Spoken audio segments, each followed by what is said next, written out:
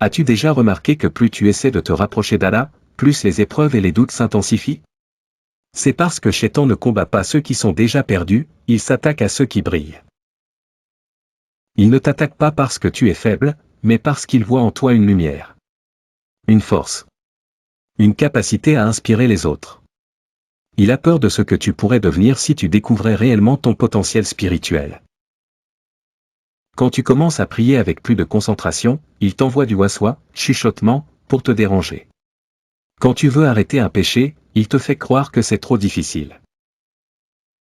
Quand tu veux avancer dans ta foi, il t'épuise par le doute, la procrastination et l'illusion du temps. Il ne veut pas juste que tu désobéisses, il veut surtout t'épuiser, te décourager et te faire croire que tes efforts sont vains. Mais la vérité? C'est une illusion. Shaitan sait que tant que tu es connecté à Allah, il ne pourra jamais gagner. C'est pourquoi il utilise les pièges du doute, du désespoir et de la distraction pour t'affaiblir. Alors, comment déjouer ces ruses et tenir ferme dans ce combat invisible? Ne doute jamais de ta valeur. Si Shaitan te combat, c'est que tu es puissant. Tiens bon et rappelle-toi que chaque épreuve est un tremplin vers plus de force spirituelle.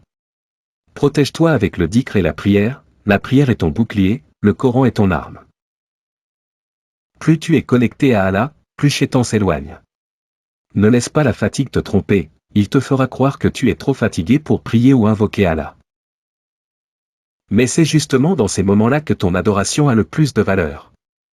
Repens-toi, même après une chute, Shaitan veut que tu penses que c'est fini pour toi, après une erreur. Mais Allah est infiniment miséricordieux. Chaque retour à lui est une victoire contre Shaitan.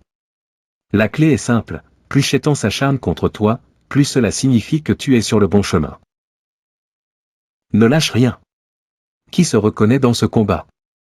Partage pour inspirer d'autres croyants à tenir bon.